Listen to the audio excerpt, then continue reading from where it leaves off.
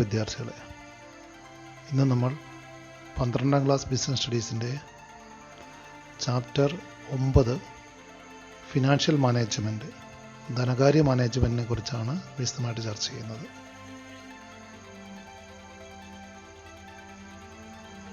ആദ്യമായി എന്താണ് business finance? Business ധനത്തിൻ്റെ അർത്ഥമാണ് നമ്മൾ കാണുന്നത്. Finance refers to money, cash or fund available to carry out business operations. വിവിധ ബിസിനസ് പ്രവർത്തനങ്ങൾക്ക് ആവശ്യമായ പണം അഥവാ ഫണ്ടിനാണ് ബിസിനസ് ധനം എന്ന് പറയുന്നത്. Finance is the life blood of business. ധനത്തെ ഏതൊരു ബിസിനസ് സ്ഥാപനത്തിൻ്റെയും ജീവരക്തമായി കണക്കാക്കുന്നു. മനുഷ്യ ശരീരത്തിൽ രക്തത്തിനുള്ള പ്രാധാന്യമാണ് ബിസിനസ്സിൽ ധനത്തിനുള്ളത്. A business enterprise requires funds at different stages to start a business, to operate and to expand.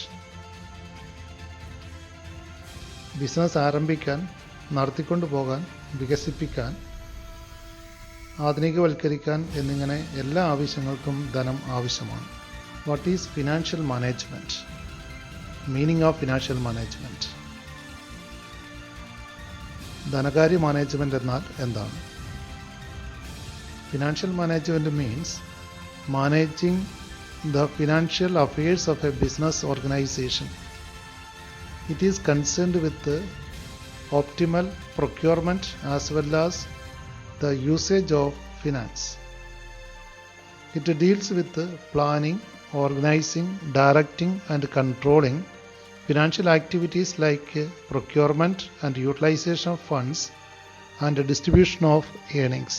ഒരു ബിസിനസ്സിന് ആവശ്യമായ ധനം എത്രയെന്ന് കൃത്യമായി കണക്കാക്കുക, അവ ഏറ്റവും ചെലവുറഞ്ഞ രീതിയിൽ കണ്ടെത്തുക, അങ്ങനെ ലഭിച്ച ധനം ഏറ്റവും കാര്യക്ഷമമായി ഉപയോഗിക്കുക തുടങ്ങിയ ധർമ്മങ്ങൾ നിർവഹിക്കുന്ന മാനേജ്മെൻറ്റ് ശാഖയാണ് ഫിനാൻഷ്യൽ മാനേജ്മെൻറ്റ്.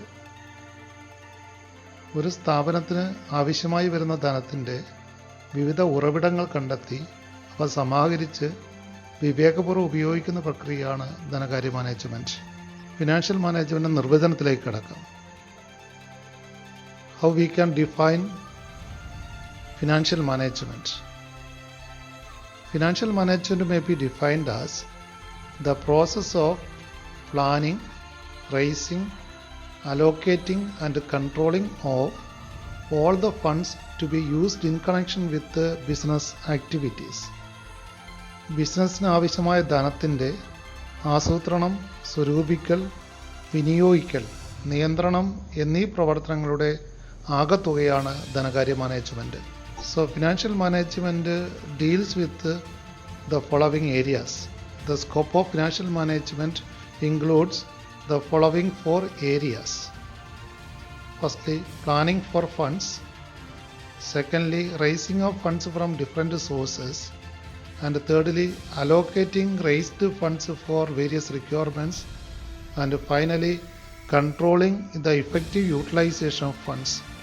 ധനകാര്യ മാനേജ്മെൻറ്റിൻ്റെ മേഖലകൾ എന്ന് പറയുന്നത് ആവശ്യമായ ഫണ്ടുകളുടെ ആസൂത്രണം, അവ വിവിധ സ്രോതസ്സുകളിൽ നിന്നും സ്വരൂപിക്കുക, അങ്ങനെ സ്വരൂപിച്ച പണം വിവിധ ആവശ്യങ്ങൾക്ക് വേണ്ടി വീതിച്ചു നൽകുക, അതോടൊപ്പം തന്നെ അവയുടെ ഫലപ്രദമായ ഉപയോഗം ഉറപ്പുവരുത്തുക.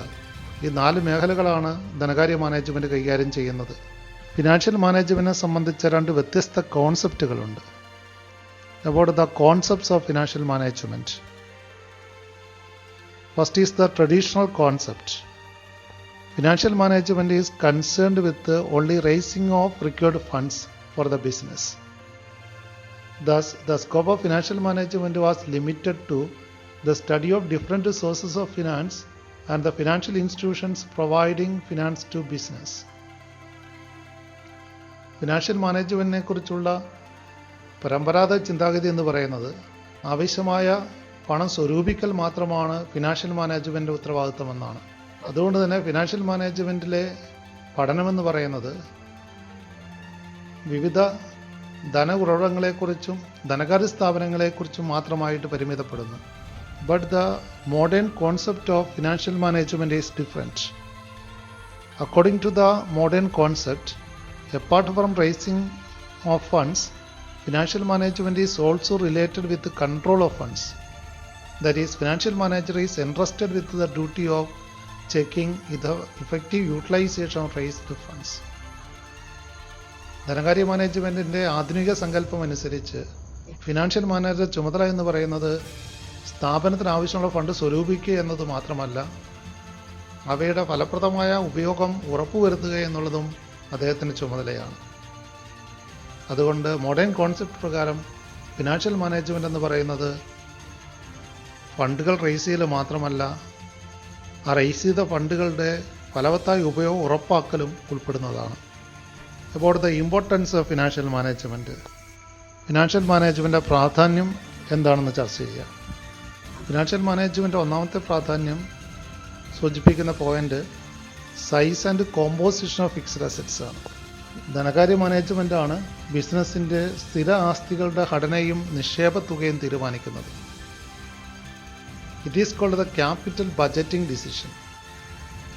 The decisions regarding fixed assets have a long term impact on the profitability of the business. Huge amounts are also blocked up in such assets. ധനകാര്യ മാനേജ്മെൻറ്റിൻ്റെ പ്രാധാന്യം ഒന്നാമതായിട്ട് മാനേജ്മെൻറ്റിൻ്റെ ഈ മേഖലയാണ് ഒരു ബിസിനസ്സിലേക്ക് ആവശ്യമായിട്ടുള്ള സ്ഥിര ആസ്തികളുടെ എമൗണ്ടും അതിൻ്റെ ഘടനയും തീരുമാനിക്കുന്നത്. ഇതിനാണ് ക്യാപിറ്റൽ ബജറ്റിംഗ് ഡിസിഷൻ എന്ന് പറയുന്നത്.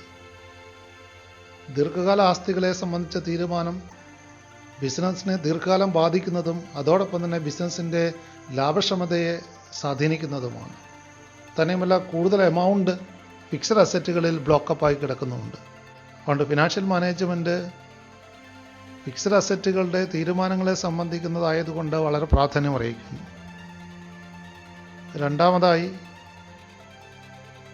The amount of current assets. വിവിധ താൽക്കാലിക ആസ്തികളുടെ തരംതിരിക്കലും അവയുടെ മുതൽ മുടക്കും തീരുമാനിക്കുന്നതും financial മാനേജ്മെൻറ്റാണ്. It is called the working capital decisions. The amount of current assets is also influenced by financial management decisions. Current അസറ്റിലുള്ള നിക്ഷേപം തീരുമാനിക്കുന്നതിനാണ് വർക്കിംഗ് ക്യാപിറ്റൽ ഡിസിഷൻ എന്ന് പറയുന്നത്. ഇത്തരത്തിലുള്ള കറണ്ട് അസറ്റിലുള്ള നിക്ഷേപം ബിസിനസ്സിൻ്റെ ദൈനംദിന പ്രവർത്തനങ്ങളെ സ്വാധീനിക്കുന്ന ഒന്നാണ്. മൂന്നാമതായി, amount of long term and short term funds. ബിസിനസ്സിന് ആവശ്യമായ ഹ്രസ്വകാല ദീർഘകാല ഫണ്ടുകളുടെ തുക നിശ്ചയിക്കുന്നതും ഫിനാൻഷ്യൽ മാനേജ്മെൻറ്റാണ്. Financial management decisions will directly influence the availability of long term as well as short term funds in the business. It is called capitalization decisions. Financial മാനേജ്മെൻറ്റാണ് ഒരു ബിസിനസ്സിലേക്ക് ആവശ്യമുള്ള long term fund, short term fund, ഹ്രസ്വകാല ദീർഘകാല ഫണ്ടുകളുടെ തുകയും ലഭ്യതയും തീരുമാനിക്കുന്നത്. ഇതിനാണ് ക്യാപിറ്റലൈസേഷൻ ഡിസിഷൻ എന്ന് പറയുന്നത്. എമൗണ്ട് ഓഫ് ക്യാപിറ്റൽ തീരുമാനിക്കലാണ്. ദീർഘകാലത്തേക്കും ഹ്രസ്വകാലത്തേക്കും ആവശ്യമുള്ള മൂലധന തുക നിർണ്ണയിക്കലാണ് ക്യാപിറ്റലൈസേഷൻ. നാലാമതായി, ഡെപ്റ്റ് ഇക്വിറ്റി റേഷ്യോ. ഉടമസ്ഥതാ മൂലധനവും വായ്പാ മൂലധനവും തമ്മിലുള്ള അനുപാതം നിശ്ചയിക്കുന്നതും ഫിനാൻഷ്യൽ മാനേജ്മെൻറ്റിൽ ഉൾപ്പെടുന്ന ഒരു കാര്യമാണ്. ഇതാണ് ക്യാപിറ്റൽ സ്ട്രക്ചർ ഡിസിഷൻ എന്ന് പറയുന്നത്. It is called capital structure decision. Decision regarding finance will determine the amount of ഡെപ്റ്റ്, equity capital, preference capital etcetera. മൂലധന ഘടന തീരുമാനിക്കുന്നത് ഫിനാൻഷ്യൽ മാനേജ്മെൻറ്റാണ്. മൂലധനത്തിൽ എത്രമാത്രം ഡെപ്റ്റ് വേണം, ഇക്വിറ്റി വേണം, പ്രിഫറൻസ് ഷെയർ വേണമെന്നൊക്കെ തീരുമാനിക്കുന്നത് ഫിനാൻഷ്യൽ മാനേജ്മെൻറ്റിൻ്റെ ചുമതലയാണ്. അത്തരത്തിൽ ഫിനാൻഷ്യൽ മാനേജ്മെൻറ്റ് പ്രാധാന്യം അറിയിക്കുന്നു. അടുത്തതായി, all items in the profit and loss account. ലാഭനഷ്ടക്കണക്കിൽ ബന്ധപ്പെട്ട ചെലവുകളും വരുമാനങ്ങളും തീരുമാനിക്കുന്നതും ഫിനാൻഷ്യൽ മാനേജ്മെൻറ്റാണ്. Financial management decisions will affect all the items of profit and loss account also. For example, if the organization is depending highly on borrowed funds, it may call for higher interest expense which will result in poor profits. Profit and loss അക്കൗണ്ടിലെ വിവിധ ഇനങ്ങളെ തീരുമാനിക്കുന്നതും financial management തന്നെയാണ്. ഉദാഹരണമായി, ഒരു സ്ഥാപനം കൂടുതലായി വായ്പാ മൂലധനത്തെ ആശ്രയിക്കുകയാണെങ്കിൽ അതിന് നൽകേണ്ട പലിശ ചിലവുകൾ തീർച്ചയായിട്ടും ബിസിനസ്സിനെ ബാധിക്കുന്ന ഒരു ഘടകമാണ്. ഫിനാൻഷ്യൽ മാനേജ്മെൻറ്റ് ലക്ഷ്യങ്ങൾ എന്തൊക്കെയെന്ന് നോക്കാം. What are the objectives of financial management? ധനകാര്യ മാനേജ്മെൻറ്റ് ലക്ഷ്യങ്ങൾ എന്തെല്ലാം? ധനകാര്യ മാനേജ്മെൻറ്റിന് രണ്ട് പ്രധാനപ്പെട്ട ലക്ഷ്യങ്ങൾ പറയാറുണ്ട്. ഒന്ന് പ്രോഫിറ്റ് മാക്സിമൈസേഷൻ ഒബ്ജക്റ്റീവും രണ്ടാമതായി wealth maximisation objectives. There are two well-known objectives to financial management. Firstly, about the profit maximization objective of financial management. The financial manager should ensure maximum return on investment to the shareholders. ലാഭം പരമാവധി വർദ്ധിപ്പിക്കുക എന്നുള്ളത് financial മാനേജ്മെൻറ്റിൻ്റെ ഒരു ലക്ഷ്യമായിട്ട് സ്വീകരിക്കാവുന്നതാണ്. നിക്ഷേപത്തിന് കൂടുതൽ പ്രതിഫലമുണ്ടാക്കുക എന്നുള്ളതാണ് ഇതിൽ നിന്നും അർത്ഥമാക്കുന്നത്. It does not consider the time value of money and risk factors. എന്നാൽ ഇവിടെ ഫിനാൻഷ്യൽ മാനേജ്മെൻറ്റ് ലക്ഷ്യം പ്രോഫിറ്റായിട്ട് പരിഗണിക്കുമ്പോൾ പണത്തിൻ്റെ സമയപരമായ മൂല്യത്തെയോ റിസ്ക് ഫാക്ടേഴ്സിനെ പരിഗണിക്കുന്നില്ല എന്ന പോരായ്മയുണ്ട്. അതുകൊണ്ട് കൂടുതൽ അഭികാമ്യമായിട്ടുള്ള ലക്ഷ്യമെന്ന് പറയുന്നത് വെൽത്ത് മാക്സിമൈസേഷൻ ഒബ്ജക്റ്റീവാണ്. പരമാവധി സമ്പത്ത് ആർജിക്കുക എന്നുള്ള ലക്ഷ്യം. The ultimate objective of decision makers must be to increase the wealth of the shareholders or investors. Here, wealth of owners is number of shares held by a shareholder into the market price per share. ഓഹരി ഉടമകളുടെ സമ്പത്ത് പരമാവധി വർദ്ധിപ്പിക്കുക എന്നതാണ് ധനകാര്യ മാനേജ്മെൻറ്റിൻ്റെ ഒരു പ്രമുഖ ലക്ഷ്യം. കമ്പനിയുടെ ഓഹരികളുടെ കമ്പോള വില പരമാവധി വർദ്ധിപ്പിക്കുക എന്നതാണ് ഇതുകൊണ്ട് ഉദ്ദേശിക്കുന്നത്. ഓഹരികളുടെ വില വിപണിയിൽ വർദ്ധിച്ചാൽ അതിൻ്റെ നേട്ടം ഓഹരി ഉടമകൾക്കാണ് ലഭിക്കുന്നത്. So this wealth maximisation objective is more feasible objective to financial management. അതുകൊണ്ട് ഫിനാൻഷ്യൽ മാനേജ്മെൻറ്റിന് കൂടുതൽ അഭിലഷണീയമായിട്ടുള്ള ലക്ഷ്യമെന്ന് പറയുന്നത് വെൽത്ത് മാക്സിമൈസേഷൻ ഒബ്ജക്റ്റീവാണ്. അടുത്തതായി ഫിനാൻഷ്യൽ ഡിസിഷൻസിനെ കുറിച്ച് കാണാം. ധനകാര്യ തീരുമാനങ്ങൾ. ഒരു ഫിനാൻഷ്യൽ മാനേജർ കൈക്കൊള്ളുന്ന തീരുമാനങ്ങൾ പ്രധാനമായിട്ടും മൂന്നായിട്ട് തരംതിരിക്കുന്നുണ്ട്: investment decisions, financing decision and dividend decision. Financial manager പ്രധാനമായിട്ടും 3 മേഖലകളിലാണ് തീരുമാനങ്ങൾ എടുക്കേണ്ടത്: investment decision, financing decision and dividend decision. നിക്ഷേപ തീരുമാനം, ധനശേഖരണ തീരുമാനം, ലാഭവിഹിത തീരുമാനം. ഈ ഫിനാൻഷ്യൽ ഡിസിഷൻസിനെ ഫിനാൻസ് ഫംഗ്ഷൻ, ഒരു ഫിനാൻഷ്യൽ മാനേജർ നിർവഹിക്കേണ്ട കർത്തവ്യങ്ങളായിട്ട് വേണമെങ്കിൽ പരിഗണിക്കാവുന്നതാണ്. ആദ്യമായിട്ട് ഇൻവെസ്റ്റ്മെൻറ്റ് ഡിസിഷൻസിനെ കുറിച്ച് കാണാം. നിക്ഷേപ തീരുമാനങ്ങൾ. It is concerned with how firms valuable funds are to be invested in various assets. ദീർഘകാല നിക്ഷേപ തീരുമാനങ്ങൾ ഒരു ബിസിനസ് സ്ഥാപനം അവർക്ക് ലഭ്യമായ പരിമിതമായ ധനത്തെ ഏതൊക്കെ ആസ്തികളിൽ നിക്ഷേപിക്കണമെന്ന് തീരുമാനിക്കലാണിത്. ഈ നിർണായക തീരുമാനമാണ് സ്ഥാപനത്തിൻ്റെ ഭാവി ലാഭക്ഷമതയെയും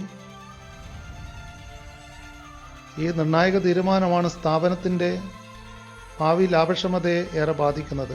ഹ്രസ്വകാല തീരുമാനങ്ങളും ദീർഘകാല തീരുമാനങ്ങളും ഇതിൽ ഉൾപ്പെടുന്നുണ്ട്. ഇൻവെസ്റ്റ്മെൻറ്റ് ഡിസിഷൻസിനെ ലോങ് ടേം എന്നും ഷോർട്ട് ടേം എന്നും രണ്ടായിട്ട് തരംതിരിക്കാവുന്നതാണ്. അപ്പോൾ ലോങ് ടേം ഇൻവെസ്റ്റ്മെൻറ്റ് ഡിസിഷൻസ് എന്ന് പറയുന്നത് ക്യാപിറ്റൽ ബഡ്ജറ്റിംഗ് ഡിസിഷൻസ് ആണ്. ദീർഘകാല ആസ്തികളിൽ നിക്ഷേപം നടത്തുന്നതിനെ കുറിച്ചുള്ള തീരുമാനമാണ് ക്യാപിറ്റൽ ബഡ്ജറ്റിംഗ് ഡിസിഷൻസ്. എന്നാൽ ഷോർട്ട് ടൈം ഇൻവെസ്റ്റ്മെൻറ്റ് ഡിസിഷൻസ് എന്ന് പറയുന്ന വർക്കിംഗ് ക്യാപിറ്റൽ ഡിസിഷനാണ്, അഥവാ കറണ്ട് അസറ്റിൽ നടത്തുന്ന നിക്ഷേപത്തെക്കുറിച്ചുള്ള തീരുമാനമാണ്. ദൈനംദിന പ്രവർത്തനങ്ങൾക്ക് ആവശ്യമായിട്ടുള്ള പണം കണ്ടെത്തുന്നതുമായിട്ടുള്ള ബന്ധപ്പെട്ട തീരുമാനമാണ്. ബിസിനസ്സിൻ്റെ ദൈനംദിന പ്രവർത്തനങ്ങൾക്ക് ആവശ്യമായ ചെലവുകൾ നിർവഹിക്കുന്നതുമായിട്ട് ബന്ധപ്പെട്ട കാര്യമാണ്. ആദ്യം ലോങ് ടേം ഇൻവെസ്റ്റ്മെൻറ്റ് ഡിസിഷൻസിനെ കുറിച്ച് ചർച്ച ചെയ്യാം. They are also called capital budgeting decisions. They are related with purchase of new machine, opening a new branch etcetera. ദീർഘകാല നിക്ഷേപ തീരുമാനങ്ങൾ സ്ഥിര ആസ്തികളിൽ പണം മുടക്കുന്നതിനെ സംബന്ധിച്ച തീരുമാനങ്ങളാണ്. ഈ തീരുമാനങ്ങളെ ക്യാപിറ്റൽ ബജറ്റിംഗ് തീരുമാനങ്ങൾ എന്നുകൂടി വിശേഷിപ്പിക്കുന്നു. പുതിയ മെഷീനറി വാങ്ങുന്നത്, പഴയ മെഷീനറികൾ ആധുനികവൽക്കരിക്കുന്നത്, പുതിയ ബിസിനസ് ശാഖകൾ ആരംഭിക്കുന്നത് എന്നിവയെല്ലാം ക്യാപിറ്റൽ ബജറ്റിംഗ് തീരുമാനങ്ങളിൽ ഉൾപ്പെടുന്നു. രണ്ടാമതായി ഷോർട്ട് ടൈം ഇൻവെസ്റ്റ്മെൻറ്റ് ഡിസിഷൻസ് ആണ്. ഇൻവെസ്റ്റ്മെൻറ്റ് ഡിസിഷൻസിൽ രണ്ടാമതായി ഷോർട്ട് ടൈം ഇൻവെസ്റ്റ്മെൻറ്റ് ഡിസിഷൻസ് ആവശ്യമാണ്. ഇവയെ വർക്കിംഗ് ക്യാപിറ്റൽ ഡിസിഷൻസ് എന്നുകൂടി വിളിക്കാറുണ്ട്. They are related to the day to day working of a business. Example level of cash in hand, inventory etcetera. ഹ്രസ്വകാല നിക്ഷേപ തീരുമാനങ്ങൾ ഹ്രസ്വകാല ആസ്തി അഥവാ നടപ്പ് ആസ്തികളുള്ള നിക്ഷേപവുമായി ബന്ധപ്പെട്ടതാണ്. ഇവയെ വർക്കിംഗ് ക്യാപിറ്റൽ തീരുമാനങ്ങൾ എന്നുകൂടി വിശേഷിപ്പിക്കുന്നു. ബിസിനസ്സിൽ സൂക്ഷിക്കേണ്ട പണത്തിൻ്റെയും സ്റ്റോക്കിൻ്റെയും ഡെപ്റ്റേഴ്സിൻ്റെയും എല്ലാം അളവ് നിർണ്ണയിക്കലാണ് വർക്കിംഗ് ക്യാപിറ്റൽ തീരുമാനം. ഇൻവെസ്റ്റ്മെൻറ്റ് ഡിസിഷനെ സ്വാധീനിക്കുന്ന ഘടകങ്ങൾ ഏതൊക്കെയാണ്? What are the factors affecting investment decision? നിക്ഷേപ തീരുമാനങ്ങളെ സ്വാധീനിക്കുന്ന ഘടകങ്ങൾ. ഒന്നാമതായി cash flow of the project, പദ്ധതിയുടെ പണപ്രവാഹം. The inflow and outflow of cash in the business should be considered before making capital budgeting decisions. Some projects will take a long period of time to start inflow of cash. ഒരു പദ്ധതിയിൽ ചിലവഴിക്കേണ്ട തുകയേക്കാൾ വരുമാനം ലഭിക്കുന്നുണ്ടെങ്കിൽ മാത്രമേ അത് ലാഭകരമായിരിക്കുകയുള്ളൂ. അതുകൊണ്ട് നിക്ഷേപ തീരുമാനം എടുക്കുമ്പോൾ പദ്ധതിയുമായിട്ട് ബന്ധപ്പെട്ട പണപ്രവാഹം കൃത്യതയോടെ വിശകലനം ചെയ്യേണ്ടതുണ്ട്. രണ്ടാമതായി നിക്ഷേപ തീരുമാനങ്ങളെ സ്വാധീനിക്കുന്നത് ദ റേറ്റ് ഓഫ് റിട്ടേൺ ആണ്. Rate of return from the investment, ലാഭനിരക്കാണ്. While selecting a project, the rate of return must be considered. If two projects having 10% rate of return and 15% rate of return with almost equal risk, normally the second one may be selected. ഒരു പദ്ധതിയിൽ നിന്ന് പ്രതീക്ഷിക്കുന്ന ലാഭത്തെ നഷ്ടസാധ്യതയുമായി ബന്ധപ്പെടുത്തിയാണ് ലാഭനിരക്ക് നിർണ്ണയിക്കുന്നത്. നഷ്ടസാധ്യതയുള്ള പദ്ധതികളിൽ നിന്ന് കൂടുതൽ ലാഭവും നഷ്ടസാധ്യത കുറഞ്ഞ പദ്ധതികളിൽ നിന്ന് കുറഞ്ഞ ലാഭവുമാണ് സാധാരണ ലഭിക്കുക. എന്നാൽ ബിസിനസ്സിൻ്റെ വിജയത്തിന് ലാഭം വർദ്ധിപ്പിക്കുകയും നഷ്ടസാധ്യത കുറയ്ക്കുകയുമാണ് ചെയ്യേണ്ടത്. അതുകൊണ്ട് ലാഭക്ഷമതയെ നഷ്ടസാധ്യതയുമായി ബന്ധിപ്പിച്ചുകൊണ്ട് വേണം ധനകാര്യ തീരുമാനങ്ങൾ എടുക്കാൻ. 10% 15% റിട്ടേൺ ലഭിക്കുന്ന രണ്ട് പ്രോജക്റ്റുകളുണ്ടെങ്കിൽ അവയ്ക്ക് റിസ്ക് ഒരുപോലെയാണെങ്കിൽ തീർച്ചയായും 15% റിട്ടേൺ നൽകുന്ന പ്രോജക്റ്റ് വേണം നമ്മൾ സെലക്ട് ചെയ്യാൻ വേണ്ടിയിട്ട്. മൂന്നാമതായി ഇൻവെസ്റ്റ്മെൻറ്റ് ക്രൈറ്റീരിയ ഇൻവോൾവ്ഡ്. നിക്ഷേപ തീരുമാനങ്ങൾ കൈക്കൊള്ളുമ്പോൾ നമ്മൾ പരിഗണിക്കേണ്ട മൂന്നാമത്തെ ഘടകമെന്ന് പറയുന്നത് നിക്ഷേപ മാനദണ്ഡമാണ്. Investment decisions must be based on certain capital budgeting techniques or calculations regarding the amount of investment, rate of return, interest rate, cash flow, etc. പദ്ധതികളെ വിലയിരുത്തുന്നതിനുള്ള വിവിധ തന്ത്രങ്ങളും രീതികളുമാണിവ. പദ്ധതിയുടെ നിക്ഷേപ സാധ്യതകൾ പരിശോധിക്കുമ്പോൾ അടങ്കൽ തുക, പലിശ നിരക്ക്, ധനാഗമനം, ധനവിനിയോഗം, ലാഭനിരക്ക്, നഷ്ടസാധ്യത എന്നിവയെല്ലാം പരിശോധിക്കേണ്ടതാണ്. ഈ ഘടകങ്ങൾക്ക് വേണ്ട പരിഗണന നൽകിക്കൊണ്ടുള്ള വിലയിരുത്തൽ രീതികൾ ഉപയോഗിച്ചാണ് പദ്ധതികളിൽ ഉചിതമായത് തിരഞ്ഞെടുക്കേണ്ടത്. രണ്ടാമതായി നമ്മൾ ഫിനാൻസിംഗ് ഡിസിഷനെ കുറിച്ചാണ് കാണുന്നത്. ധനശേഖരണ തീരുമാനങ്ങൾ. ഫിനാൻസിംഗ് ഡിസിഷൻസിനെ പ്രധാനമായിട്ടും രണ്ടായിട്ട് തരംതിരിക്കാൻ സാധിക്കും: ക്യാപിറ്റലൈസേഷൻ ഡിസിഷൻസും ക്യാപിറ്റൽ സ്ട്രക്ചർ ഡിസിഷൻസും. മൂലധനവൽക്കരണ തീരുമാനങ്ങളും മൂലധന ഘടനാ തീരുമാനങ്ങളും. അതിൽ ക്യാപിറ്റലൈസേഷൻ ഡിസിഷൻ എന്ന് പറയുന്നത് fixing the amount of capital തീരുമാനിക്കലാണ്. ക്യാപിറ്റൽ സ്ട്രക്ചർ ഡിസിഷൻ എന്ന് പറയുന്നത് ഡിസൈഡിങ് ദ കോമ്പോസിഷൻ ഓഫ് ക്യാപിറ്റലിൻ്റെ ഘടന എങ്ങനെയാണ്, എത്രമാത്രം ഡെപ്റ്റ് ഇക്വിറ്റി വേണമെന്ന് തീരുമാനിക്കലാണ്. ഒരു ബിസിനസ്സിൻ്റെ ദീർഘകാല ആവശ്യങ്ങൾക്കുള്ള ധനം എത്രമാത്രം എവിടെ നിന്നും ശേഖരിക്കണമെന്നുള്ള തീരുമാനമാണ് ധനശേഖരണ തീരുമാനം. മൂലധനവൽക്കരണ തീരുമാനമെന്നും മൂലധന ഘടനാ തീരുമാനമെന്നും ഇവയെ രണ്ടായിട്ട് തരംതിരിക്കാൻ സാധിക്കും. അടുത്തതായി ധനശേഖരണ തീരുമാനത്തെ സ്വാധീനിക്കുന്ന ഘടകങ്ങൾ ഏവയൊക്കെയെന്ന് നോക്കാം. Factors affecting financing decision. The first one is cost അഥവാ കോസ്റ്റ് ഓഫ് ക്യാപിറ്റലാണ് ഇവിടെ ഉദ്ദേശിക്കുന്നത്. അവ ആവർത്തന ചെലവുകളാണ്. The financial manager should try to obtain the funds from cheaper sources. മൂലധനം ബിസിനസ്സിൽ ഉപയോഗിക്കുന്നതിന് ചെലവാകുന്ന തുകയാണ് കോസ്റ്റ് ഓഫ് ക്യാപിറ്റൽ. കടപ്പത്രങ്ങളുടെ പലിശയും ഓഹരികളുടെ ലാഭവിഹിതവും മൂലധന ചെലവാണ്. ഏറ്റവും ചെലവ് കുറഞ്ഞ മൂലധന സ്രോതസ്സാണ് ഏറ്റവും അനുയോജ്യം. ഫിനാൻസിംഗ് ഡിസിഷനെ സ്വാധീനിക്കുന്ന രണ്ടാമത്തെ ഘടകമാണ് റിസ്ക് അഥവാ നഷ്ടസാധ്യത. Risk factor in each source must be considered. കമ്പനിയുടെ ചിന്താഗതിയിൽ ഓഹരി മൂലധനത്തിന് നഷ്ടസാധ്യത കുറവാണ്. എന്നാൽ വായ്പാ മൂലധനത്തിൻ്റെ പലിശയും മുതലും സമയബന്ധിതമായി തിരിച്ചടയ്ക്കേണ്ടതിനാൽ നഷ്ടസാധ്യത കൂടുതലാണ്. നഷ്ടസാധ്യത കുറഞ്ഞ മൂലധന സ്രോതസ്സുകൾക്കാണ് മുൻഗണന നൽകേണ്ടത്.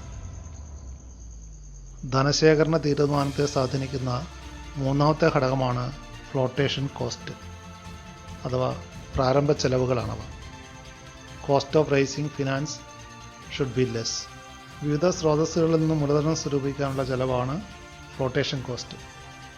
പരസ്യത്തിൻ്റെ ചെലവുകൾ, ഇടനിലക്കാരുടെ കമ്മീഷൻ അതായത് അണ്ടർറൈറ്റിംഗ് കമ്മീഷൻ പോലുള്ളവ എന്നിവയെല്ലാം ഓഹരികളും കടപ്പത്രങ്ങളും പുറപ്പെടുവിക്കുമ്പോൾ ഉണ്ടാകുന്ന ചെലവുകളാണ്.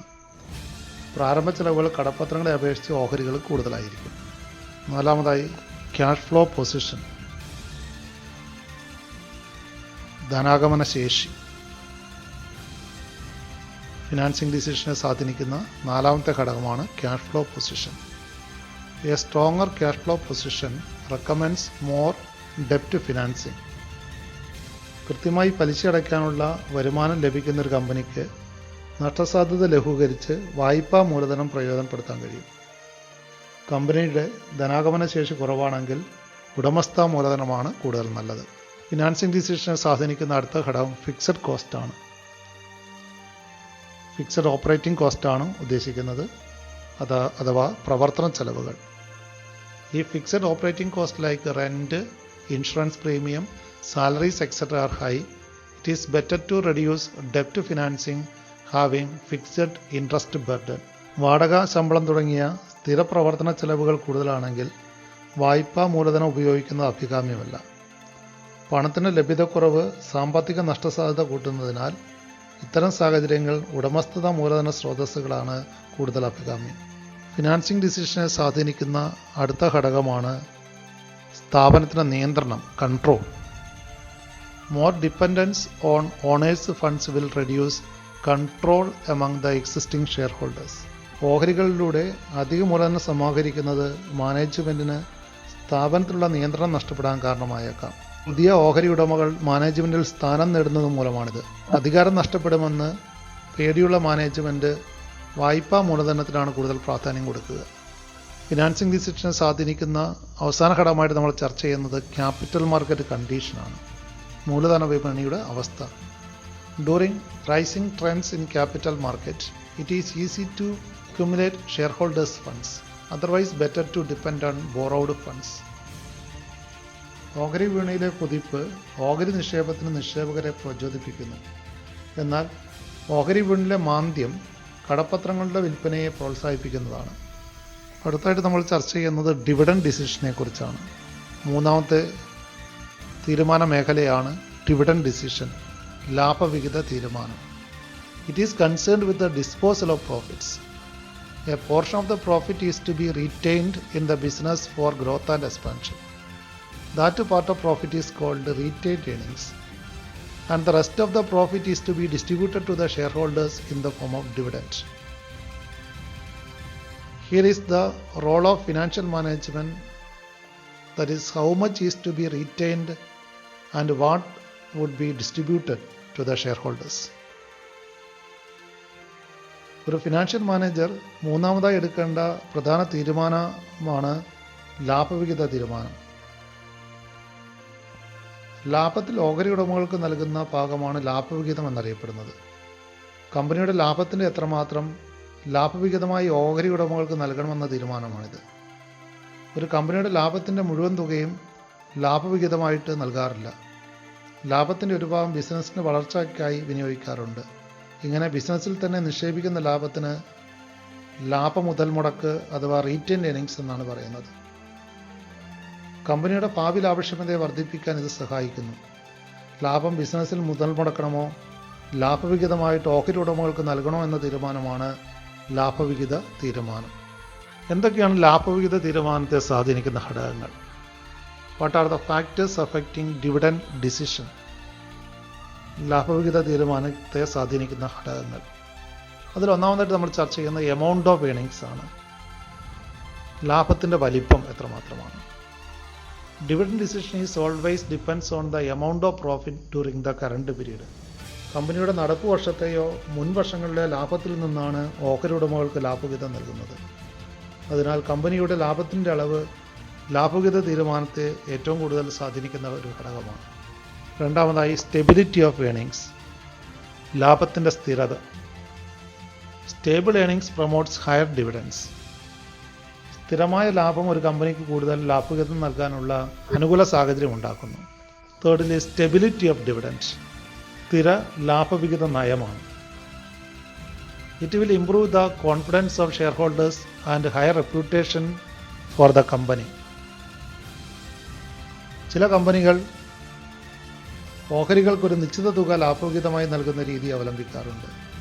ഈ നയം പ്രാവർത്തികമാക്കണമെങ്കിൽ അധിക ലാഭം ലഭിക്കുന്ന വർഷങ്ങളിൽ കരുതൽ ശേഖരം രൂപീകരിക്കേണ്ടതുണ്ട്. ഇത് ഓഹരി ഉടമകളിൽ കൂടുതൽ വിശ്വാസം ഉണ്ടാക്കുവാനും കമ്പനിയുടെ സൽപ്പേര് വർദ്ധിപ്പിക്കാനും ഉപകരിക്കുന്നുണ്ട്. ഡിവിഡൻഡ് തീരുമാനത്തെ സ്വാധീനിക്കുന്ന മറ്റൊരു ഘടകമാണ് ഗ്രോത്ത് ഓപ്പർച്യൂണിറ്റീസ്, വികസന സാധ്യതകൾ. Fewer dividends may be given to the investors if the company having growth and expansion projects. വികസന സാധ്യതയുള്ള കമ്പനികൾ ലാഭത്തിൻ്റെ ഒരു വലിയ പങ്ക് ബിസിനസ്സിൽ തന്നെ മുതൽ മുടക്കുന്നതാണ് അഭികാമ്യം. ലാഭകരമായ നിക്ഷേപ സാധ്യതകൾ ഇല്ലെങ്കിൽ കൂടുതൽ തുക ലാഭവിഹിതമായി ഓഹരി ഉടമകൾക്ക് നൽകുന്നതാണ് ഉത്തമം. ഡിവിഡൻഡ് ഡിസിഷനെ സ്വാധീനിക്കുന്ന മറ്റൊരു ഘടകമാണ് ക്യാഷ് ഫ്ലോ പൊസിഷൻ അഥവാ ധനാഗമന സ്ഥിതി. Payment of dividend involves outflow of cash. Therefore, enough cash must be available for the declaration of dividend. ഓഹരി ഉടമകൾക്ക് ലാഭവിഹിതം നൽകുന്നതിന് പണം ആവശ്യമാണ്. ചില കമ്പനികൾക്ക് കണക്ക് പ്രകാരം ലാഭം ഉണ്ടെങ്കിലും ലാഭവിഹിതം നൽകാനുള്ള പണം ലഭ്യമായിരിക്കില്ല. ആവശ്യത്തിന് പണം ലഭ്യമല്ലാത്ത കമ്പനികൾ കരുതലോടെയുള്ള ഡിവിഡൻഡ് നയമാണ് അനുവർത്തിക്കേണ്ടത്. ഡിവിഡൻഡ് ഡിസിഷനെ സ്വാധീനിക്കുന്ന അടുത്ത ഘടകമാണ് ഷെയർ ഹോൾഡേഴ്സ് പ്രിഫറൻസ്, ഓഹരി ഉടമകളുടെ മുൻഗണന. Normally shareholders want to get regular income for their investment. Hence at least a minimum dividend may be distributed every year. കമ്പനിയിലെ കൂടുതൽ ഓഹരി ഉടമകളും ഒരു വരുമാന മാർഗമായി ഓഹരി നിക്ഷേപം നടത്തുന്നവരാണെങ്കിൽ ലാഭവിഹിതം പണമായി ലഭിക്കുന്നതായിരിക്കും അവരുടെ ആഗ്രഹം. എന്നാൽ ഓഹരി ഉടമകളിൽ ഭൂരിപക്ഷവും മൂലധന വർധനവിന് താല്പര്യമുള്ളവരാണെങ്കിൽ ലാഭം ബിസിനസ്സിൽ തന്നെ മുതൽ മുടക്കുന്നതാണ് നല്ലത്. അടുത്തായിട്ട് ടാക്സേഷൻ പോളിസിയാണ് ഡിവിഡൻഡ് ഡിസിഷനെ സ്വാധീനിക്കുന്നത്. നികുതി നയം. If tax on dividends is higher, it is better to pay less by way of dividends. But the dividends are free of tax in the hands of shareholders as a dividend distribution tax is levied on companies. So, in the present tax policy, shareholders may demand higher dividend. ഓഹരി ഉടമകൾക്ക് ലഭിക്കുന്ന ലാഭവിഹിതം നികുതി വിധേയമാണ്. ഇവയ്ക്ക് മൂലധന നേട്ടത്തേക്കാൾ ഉയർന്ന നിരക്കിലുള്ള നികുതിയാണെങ്കിൽ ഡിവിഡൻഡ് ലഭിക്കുന്നതിന് ഓഹരി ഉടമകൾക്ക് താല്പര്യം കുറയുന്നു. ഇപ്പോൾ നിലനിൽക്കുന്ന നികുതി സമ്പ്രദായത്തിൽ ഡിവിഡൻഡ് വരുമാനത്തിന് നികുതി ഇളവുകൾ ലഭിക്കുന്നതിനാൽ ഓഹരി ഉടമകൾ ലാഭവിഹിതം കമ്പനിയിൽ നിന്ന് ലഭിക്കുന്നതിന് മുൻഗണന നൽകാറുണ്ട്. ഡിവിഡൻഡ് ഡിസിഷൻ സ്വാധീനിക്കുന്ന അടുത്ത ഫാക്ടർ സ്റ്റോക്ക് മാർക്കറ്റ് റിയാക്ഷനാണ്, ഓഹരി വിപണിയുടെ പ്രതികരണം. Investors generally evaluate the companies on the basis of their dividend declaration status. Higher the rate of dividend gives a positive impact in the market. കുറഞ്ഞ ലാഭവിഹിതം കമ്പനികളുടെ ഓഹരി വിലയെ പ്രതികൂലമായി ബാധിക്കാറുണ്ട്. ഉയർന്ന നിരക്കിൽ ലാഭവിഹിതം നൽകുന്നത് ഓഹരികളുടെ കമ്പോള വില ഉയർത്തുകയും ചെയ്യും. ഉയർന്ന നിരക്കിലുള്ള ഡിവിഡൻഡ് ഓഹരി ഉടമകൾക്ക് നൽകാൻ ഇത് കാരണമാകുന്നു. ഡിവിഡൻഡ് ഡിസിഷനെ സ്വാധീനിക്കുന്ന അടുത്ത ഘടകമാണ് ആക്സസ് ടു ക്യാപിറ്റൽ മാർക്കറ്റ്, മൂലധന വിപണിയുടെ സാമീപ്യം. Reputed companies generally have easy access to the capital market and therefore they may depend less on retained earnings to finance their growth, so that they may declare high rate of dividend than smaller companies. വൻകിട കമ്പനികൾക്ക് മൂലധന വിപണിയിൽ നിന്നും ഓഹരികളിലൂടെയോ കടപ്പത്രങ്ങളിലൂടെയോ ആവശ്യമായ മൂലധനം എളുപ്പത്തിൽ സ്വരൂപിക്കാൻ കഴിയും. ഇത്തരം കമ്പനികൾക്ക് ഡിവിഡൻഡ് നൽകുന്നതിനുള്ള ഉദാരമായ നയം സ്വീകരിക്കാവുന്നതാണ്. എന്നാൽ വിപണി സാമീപ്യമില്ലാത്ത ചെറുകിട കമ്പനികൾക്ക് ലാഭമുതൽ മുടക്കാണ് ഏറെ അനുയോജ്യം. അടുത്തായിട്ട് ലീഗൽ കൺസ്ട്രെയിൻറ്റ്സ് ആണ് ഡിവിഡൻഡ് ഡിസിഷനെ സ്വാധീനിക്കുന്ന ഘടകം. നിയമപരമായ നിയന്ത്രണങ്ങൾ. While declaring dividends, the companies have to follow restrictions laid down by the Companies Act. Company നിയമത്തിലെ പല വ്യവസ്ഥകളും ഡിവിഡൻഡ് നൽകുന്നതിന് നിയന്ത്രണങ്ങൾ ഏർപ്പെടുത്തിയിട്ടുണ്ട്. നിയമത്തിലെ വിവിധ വകുപ്പുകൾക്ക് വിധേയമായി മാത്രമേ കമ്പനികൾക്ക് ലാഭവിഹിതം പ്രഖ്യാപിക്കാൻ കഴിയുകയുള്ളൂ. അവസാനമായി നമ്മൾ ചർച്ച ചെയ്യുന്നത് കോൺട്രാക്ച്വൽ കൺസ്ട്രെയിൻറ്റ്സ് ആണ്. ഡിവിഡൻഡ് ഡിക്ലറേഷനെ സ്വാധീനിക്കുന്ന അവസാന ഘടകമായി നമ്മൾ ചർച്ച ചെയ്യുന്നത് കരാർ വ്യവസ്ഥകളാണ്. While granting loans to a company, sometimes the lender may impose certain restrictions on the payment of dividend in future. കമ്പനികൾക്ക് വായ്പകൾ നൽകുന്ന ധനകാര്യ സ്ഥാപനങ്ങൾ ഡിവിഡൻഡ് നൽകുന്ന നിയന്ത്രണം ഉൾപ്പെടുത്തുന്ന വ്യവസ്ഥകൾ കരാറിൽ ഉൾപ്പെടുത്താറുണ്ട്. അടുത്തായിട്ട് നമ്മൾ വിശദമായിട്ട് ചർച്ച ചെയ്യുന്ന ഫിനാൻഷ്യൽ പ്ലാനിങ്ങിനെ കുറിച്ചാണ്. ധനകാര്യ ആസൂത്രണം. Financial planning is an integral part of financial management. It involves preparation of a financial blueprint of an organization's future operations. It aims at smooth operations by focusing on fund requirements and their availability in the light of financial decisions. It enables the management to foresee the funds requirements, both the amount as well as the timing. ധനകാര്യ മാനേജ്മെൻറ്റിൻ്റെ ഒരു അവിഭാജ്യ ഘടകമാണ് ധനകാര്യ ആസൂത്രണം. ഒരു സ്ഥാപനത്തിൻ്റെ ഭാവി സാമ്പത്തിക പ്രവർത്തനങ്ങളുടെ രൂപരേഖ തയ്യാറാക്കലാണ് ധനകാര്യ ആസൂത്രണം. ബിസിനസ്സിനാവശ്യമായ ധനം യഥാസമയത്ത് കുറഞ്ഞ ചെലവിൽ ലഭ്യമാക്കുക എന്നതാണ് ധനകാര്യ ആസൂത്രണത്തിൻ്റെ ലക്ഷ്യം. ആവശ്യമായ സമയത്ത് ഫണ്ട് ലഭ്യമല്ലെങ്കിൽ അത് ബിസിനസ്സിൻ്റെ പ്രവർത്തനങ്ങളെ താളം തെറ്റിക്കും. എന്നാൽ അമിതമായ ഫണ്ട് കൈവശം വെക്കുന്നത് പാഴ്ചിലവുകൾക്ക് കാരണമാവുകയും ചെയ്യും. സ്ഥാപനത്തിൻ്റെ ശരിയായ പ്രവർത്തനത്തിന് ആവശ്യമായ ഫണ്ടുകൾ യഥാസമയത്ത് ലഭ്യമാക്കുക മാത്രമാണ് ധനകാര്യ ആസൂത്രണത്തിൻ്റെ ലക്ഷ്യം. ആവശ്യമായ ധനം യഥാസമയത്ത് ലഭ്യമാക്കി ഫണ്ടിൻ്റെ കമ്മിയോ മിച്ചമോ ഉണ്ടാകാതെ ശ്രദ്ധിക്കുന്ന പ്രവർത്തനമാണ് ധനകാര്യ ആസൂത്രണം. What are the objectives of financial planning? ധനകാര്യ ആസൂത്രണത്തിൻ്റെ ലക്ഷ്യങ്ങൾ എന്തൊക്കെയെന്ന് നോക്കാം. Financial planning strives to achieve the following 10 objectives. ധനകാര്യ ആസൂത്രണത്തിൻ്റെ ലക്ഷ്യങ്ങൾ രണ്ടാണ്. ഒന്നാമതായി to ensure availability of funds whenever required. This include a proper estimation of the funds required for different purposes such as for the purchase of long time assets or to meet the day to day expenses of business etcetera. അതായത് ഫണ്ടുകളുടെ യഥാസമയത്തുള്ള ലഭ്യത ഉറപ്പുവരുത്തുക. Secondly, to see that the firm does not raise resources unnecessarily. Excess funding is almost as bad as inadequate funding. Even if there is some surplus money, good financial planning would put it into the best possible use. അമിത ധനസമാഹരണം ഒഴിവാക്കി ഫണ്ടുകളുടെ ഫലവത്തായ ഉപയോഗം ഉറപ്പുവരുത്തുക എന്നുള്ളതാണ് financial പ്ലാനിങ്ങിൻ്റെ രണ്ടാമത്തെ ലക്ഷ്യം. Financial പ്ലാനിങ്ങിൻ്റെ ലക്ഷ്യങ്ങൾ ഒരിക്കൽ കൂടി ശ്രദ്ധിക്കുക. To ensure availability of funds whenever required.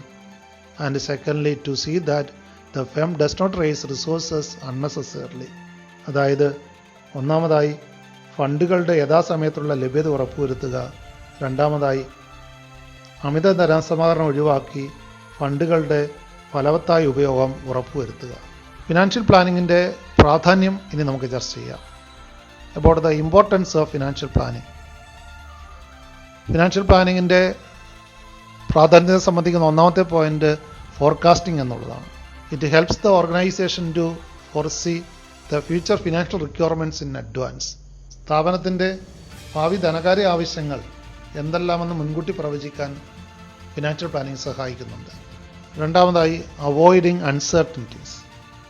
Financial planning helps in meeting unexpected situations by arranging necessary funds.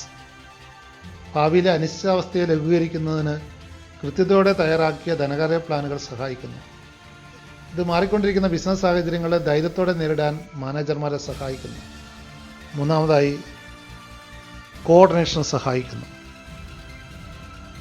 Helps to coordinate the activities of all departments in the organisation by allotting them necessary funds in time. നയങ്ങളും നടപടിക്രമങ്ങളും മുൻകൂട്ടി തീരുമാനിക്കുന്നതിലൂടെ വിവിധ ഡിപ്പാർട്ട്മെൻറ്റുകളുടെ ഏകോപനത്തിന് സഹായിക്കുന്നു. നാലാമതായി financial പ്ലാനിങ്ങിലൂടെ wastages reduce ചെയ്യാൻ കഴിയുന്നു. Reduces wastages.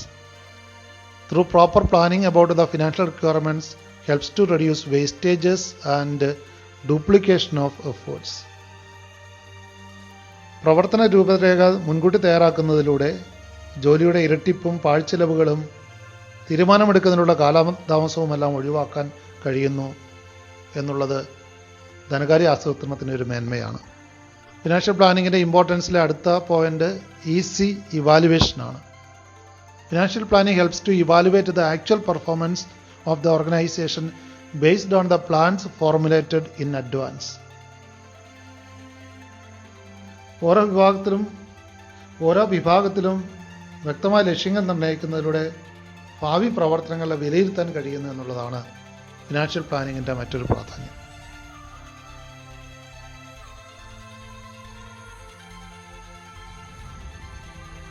Thank you for watching this video.